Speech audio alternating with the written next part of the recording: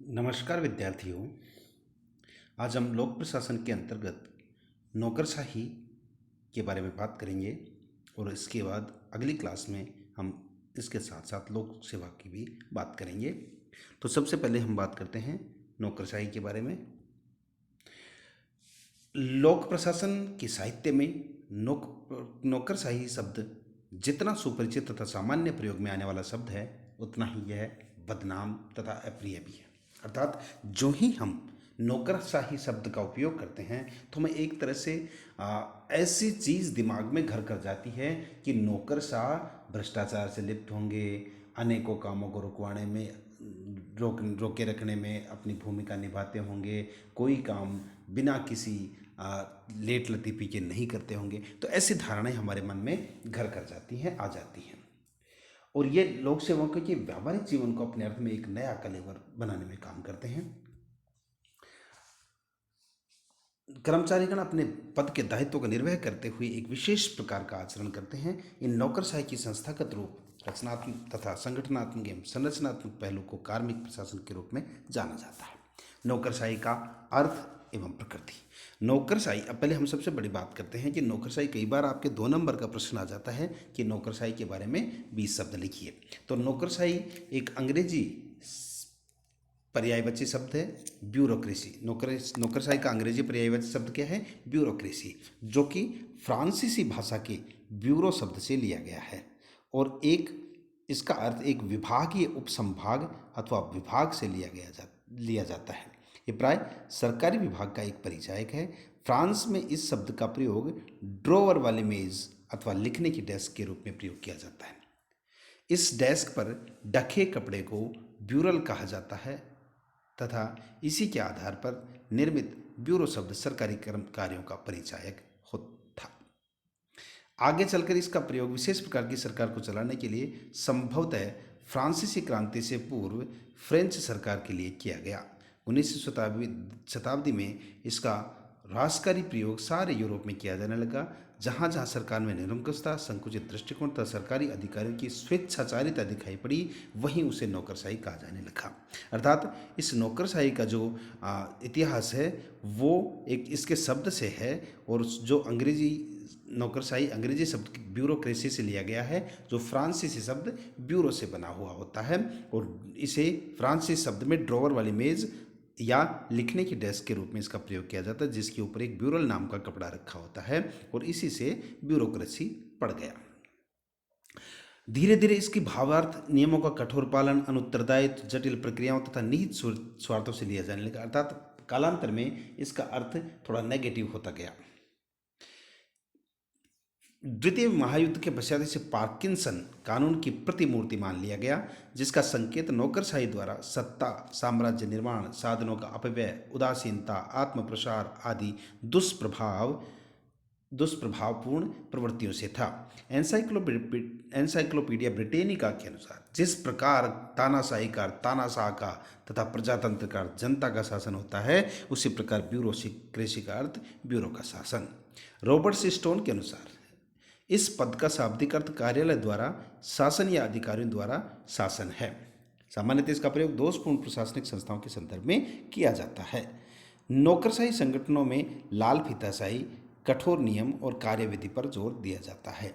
तो इस प्रकार से ये कुछ एक इसकी परिभाषाएं थी, जिसके आधार पर इसमें एक नेगेटिविटी आ गई थी। माइकल क्रोजोरिया के अनुसार नौकरशाही एक अस्पष्ट शब्द है। समाज विज्ञानों में इस शब्द का प्रयोग मुख्यतः 3 रूपों में होता है। प्रथम प्रयोग के अनुसार ब्यूरोक्रेसी ब्यूरो द्वारा सरकार है। द्वितीय, मैक्स वेबर के अनुसार इसे समाजशास्त्रियों एवं इतिहासकारों द्वारा लोकप्रिय बनाया गया। तदनुसार नौकरशाही सामूहिक क्रियाओं का तार्किकीकरण है। इसका तीसरा प्रयोग ऐसे संगठन का द्योतक है जिसमें कार्यों का धीमापन, प्रक्रियाओं की जटिलता, नियमित कार्यविधि, लक्ष्यों के प्रति दुर्भावनापूर्ण प्रक्रियाएं, कष्टकारी प्रभाव, लाल फीताशाही, विभागीयता का विचार आदि एक साथ बातें आती हैं। नौकरशाही की आधुनिक अवधारणा का प्रस्तुतिकरण मुख्यतः संरचनात्मक तथा कार्यात्मक 2 दृष्टियों में किया जाता है। संरचनात्मक दृष्टि से नौकरशाही को एक ऐसी प्रशासनिक व्यवस्था माना गया है जो पद सोपान, विशेषीकरण, योग्य कार्यकर्ता आदि विशेषताएं लिए हुए होता है। कार्यात्मक दृष्टि से नौकरशाही का अध्ययन सामान्य सामाजिक व्यवस्था की अन्य उपव्यवस्थाओं पर पड़ने वाले नौकरशाही व्यवहार के प्रभाव को अध्ययन है। स्वयं नौकरशाही इस सामान्य सामाजिक व्यवस्था का ही एक भाग होती है।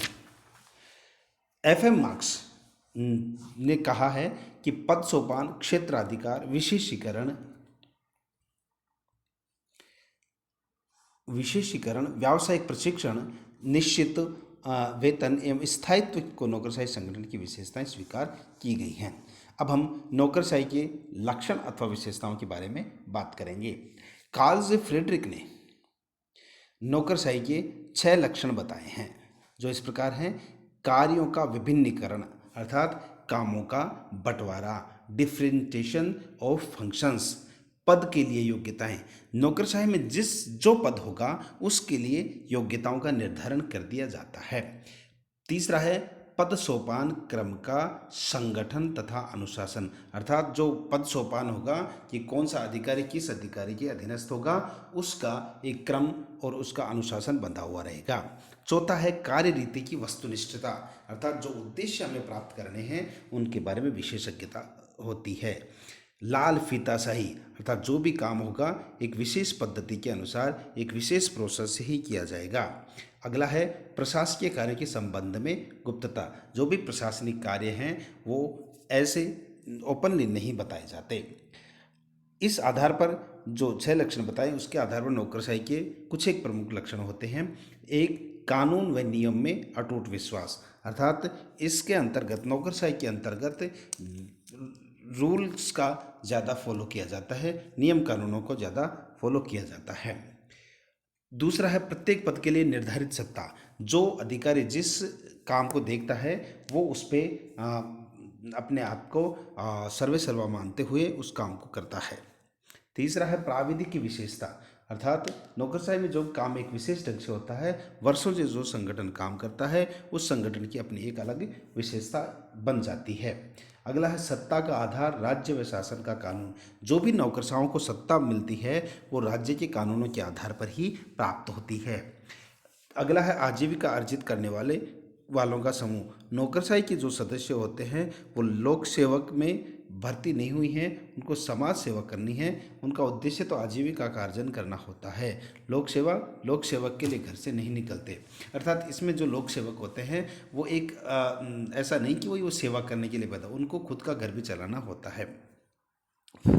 अब है नौकरशाही के प्रकार। एफ.एम. मार्क्स ने नौकरशाही के 4 रूप बताए हैं: अभिभावकीय नौकरशाही, जातीय नौकरशाही, संरक्षक नौकरशाही और योग्यता की नौकरशाही। मार्क्स की मान्यता है कि इन रूपों में से एक भी देश के पूरी तरह उपलब्ध नहीं होता। हम यहाँ मार्क्स द्वारा वर्णित नौकरशाही की विशेषताओं के बारे में विवेचन करेंगे। अभिभावकीय नौकरशाही, नौकरशाही के 2 उदाहरण देखने को मिलते हैं। चीनी नौकरशाह शुंग काल के उदय जो 960 से हुआ था और प्रसा की नौकरशाही 1640 से 1950 तक थी। चीन की अभिभावकीय नौकरशाही की विशेषताएं थी। इस प्रकार की जो नौकरशाही है उसकी परिभाषा करते हुए मार्क्स कहता है कि यह विद्वान अधिकारीगण होते हैं जो शास्त्रोक्त आचरण में दीक्षित होते हैं। ऐसी लोक सेवा अपने आप को लोकहित का अभिरक्षक मानती है, किंतु यह लोकमत से स्वतंत्र थी और उसके प्रति उत्तरदायी भी होती थी। एक और तो यह न्यायपूर्ण, सक्षम, कार्यकुशल तथा लोकहितकारी होती है, तो किंतु दूसरी ओर अनुत्तरदायी तथा अधिकारी युक्त होती है। जातीय नौकरशाही, जातीय नौकरशाही का आधार एक वर्ग विशेष होता है। इस प्रकार की नौकरशाही में अल्पतंत्रीय राजनीतिक व्यवस्थाओं वाले देशों में व्यापक रूप से प्रचलित था। ऐसी व्यवस्था में केवल वे ही व्यक्ति सरकारी अधिकारी हो सकते थे जो उच्चतर वर्गों या जातियों से संबंधित रखते थे। जैसे भारत की बात करें तो प्राचीन समय से ही जो शासक थे वो राजपूत ग्रहण करते थे और ब्राह्मण उनके उच्च अधिकारी होते थे। अगली है संरक्षक नौकरशाही।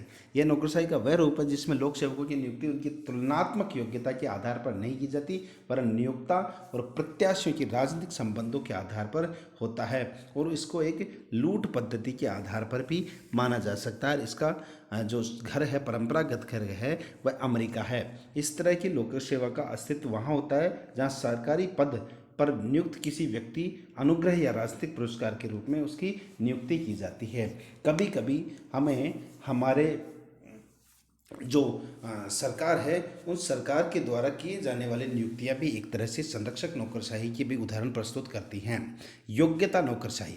योग्यता पर आधारित नौकरशाही का आधार सरकारी अधिकारी के गुण होते हैं। योग्यता की जांच के लिए निष्पक्ष तथा वस्तुगत परीक्षाएं होती हैं। इसका लक्ष्य लोक सेवा की कुशलता है और इसका लक्ष्य प्रतिभा के लिए खुला पेशा होता है। ये आज वर्तमान में प्रचलित भी है। जो नौकरशाही के बारे में मैक्स वेबर ने भी अपने विचार प्रस्तुत किए हैं। उनके अनुसार उन्होंने एक आदर्श नौकरशाही की प्रस्तुति की जिसमें श्रम विभाजन, पद सोपान, कागजी कार्रवाई, औपचारिक नियम और प्रक्रियाएं, आजीविका, वेतन, निर्व्यक्तिकता, कार्यकुशलता आदि अनेक विशेषताएं प्रस्तुत करी। नौकरशाही के दोषों के बारे में अगर बात करें, क्योंकि नौकरशाही में जो हमने शुरुआत में पढ़ा है, इसकी परिभाषाओं में भी हमें नेगेटिविटी देखने को मिलती है। कई बार ऐसे परिभाषाएं आती हैं जिसमें हमें नकारात्मकता का सम्मिश्रण देखने को मिलता है कि इस आधार पर हमें इसके दोषों के बारे में बात करेंगे। कई बार जो नौकरशाह है नियम कानून कायदों में इतने उलझे हुए होते हैं कि वो जनता के कामों को ढंग से नहीं कर पाते हैं। तो इस आधार पर पहली दोष है जनसाधारण की मांगों की उपेक्षा। जनसाधारण क्या चाहता है, इसमें वो अपने नियम कानूनों के बंधन में इतने बंधे होने के कारण वो उनका ढंग से काम नहीं कर पाते। दूसरा है लाल फीताशाही। नौकरशाही का दोष यह है कि इसके कार्य में पर्याप्त विलंब होता है, कि फाइलें एक अधिकारी के पास से भी दूसरे अधिकारी के पास पहुंचने में बहुत दिन लग जाते हैं। जैसे हमने एक प्राचीन समय में अपने एक कहानी सुनी थी, भोला राम का जीव, तो ये कहानी जो लाल फीताशाही थी उसी पे आधारित थी।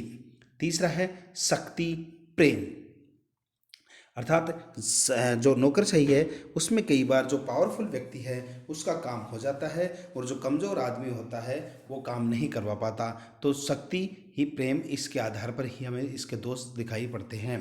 विभागीकरण या साम्राज्य रचना, इसमें कई बार ये होता है कि जो आदमी अपने रसूख वाला होता है उस रसूख वाले को अच्छा विभाग मिल जाता है और वह उन पे विभाग साम्राज्य की रचना करने लग जाता है, वह अपनी बातों को मनवाने की कोशिश करने लग जाता है। नौकरशाही की प्रवृत्ति अनुदारवादी। नौकरशाही की जो प्रवृत्ति है वो रूढ़िवादी होती है और वो यथा स्थितिवादी के समर्थक होते हैं, यानी जो स्थिति बनी हुई है उसी की चलते रहनी चाहिए, अर्थात लकीर को पीटना हो जाता है।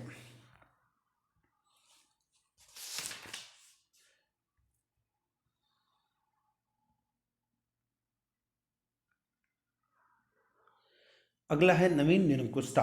नवीन निरंकुशता की वर्तमान समय में न्यू डेस्पोटिज्म की संज्ञा दी है चार्ल्स जस्टिस हेवार्ड। इंग्लैंड के में लॉर्ड चीफ जस्टिस हेवार्ड ने उन्होंने न्यू डेस्पोटिज्म की संज्ञा इसको नौकरशाही को दी, अर्थात इस बढ़ती हुई प्रशासकीय निरंकुशता के परिणाम स्वरूप ब्रिटिश नागरिक स्वतंत्रता खो देते हैं। लॉर्ड हेवर्ट ये मानते थे कि व्यक्तिगत स्वाधीनता इससे खतरे में है क्योंकि तीव्र नौकरशाही प्रवृत्ति के अवसर कुछ ऐसे विश्वासों के साथ काम करते हैं। श्रेष्ठता की भावना, इसमें नौकरशाह अपने आप को श्रेष्ठ दिखाने का प्रयास करते हैं जिसके आधार पर उनमें नौकरशाही में श्रेष्ठता की भावना का रूप शामिल हो जाता है। आकार में वृद्धि और कुशलता में कमी। नौकरशाही की प्रवृत्ति कि अपने आकार को और अपने सदस्यों की संख्या को निरंतर बढ़ाती रहती है, लेकिन उनमें जो गुणवत्ता है, कुशलता है, वो कम होती जाती है। तो इस आधार पर हम इसके दोषों के बारे में अध्ययन करते हैं। एक ये नियम था कि पार्किंसन नियम, जिसके अंतर्गत ये कहा गया है कि अपना जो प्रभाव है उसको बढ़ाने के लिए कार्य अधिक न होने पर भी नौकरशाही अपने आकार में वृद्धि करते रहते हैं। संख्या में वृद्धि होने पर भी कुशलता का स्तर नीचे गिरता जाता, अर्थात संख्या हो गई लेकिन फिर भी काम कम हो रहा है तो ये गिरता जाता है। विद्वानों ने इस बात की ओर ध्यान आकर्षित किया कि कर्मचारी की संख्या में वृद्धि से कुशलता गिरती है। लंदन इकोनॉमिस्ट 16 नवंबर 1955 में हमने एक अंक में प्रकाशीय सिद्धांत आकार बढ़ने की मात्रा में काम की मात्रा कम हो जाती है। प्रकाशन ने इस करके सबको आश्चर्य में डाल दिया। आकार व काम की मात्रा में कोई संबंध नहीं है। यह नियम पार्किंसन नियम के नाम से पुकारा जाता था। इसके तात्पर्य है कि काम में वृद्धि न होने पर भी कर्मचारी वर्ग की संख्या बढ़ती चली जाती है। अब नौकरशाहों को दूर करने के उपाय क्या क्या होने चाहिए? नौकरशाही को जो दोष हैं उसको दूर करने के लिए एक तो योग्य मंत्रियों की नियुक्ति होनी चाहिए। कई बार जो मंत्री होते हैं वो अनपढ़ होते हैं और उनके अधिकारी पढ़े लिखे होने के कारण उस अयोग्य मंत्री की बातों को भी उनको स्वीकार करना पड़ता था। इसलिए योग्य मंत्रियों को होना जरूरी है, क्योंकि जो भी फाइल आएगी वो योग्य मंत्री होंगे तो पढ़ पाएंगे, अन्यथा नौकरशाह जो चाहेंगे वो अपना काम करवा लेंगे। सत्ता का विकेंद्रीकरण। सत्ता किसी एक व्यक्ति के हाथ में निहित होती है तो उसमें तानाशाही की भावना पैदा हो जाती है, इसलिए सत्ता का विकेंद्रीकरण नौकरशाही के लिए जरूरी है। प्रत्यायोजित विधि निर्माण की मात्रा में कमी। नौकरशाही की निरंकुशता का मुख्य स्रोत प्रत्यायोजित विधि निर्माण है। अतः नौकरशाही को अधिक उपयोगी बनाने के लिए आवश्यक है कि प्रत्यायोजित विधि निर्माण की मात्रा में कमी की जानी चाहिए। न्यायाधिकरणों की स्थापना।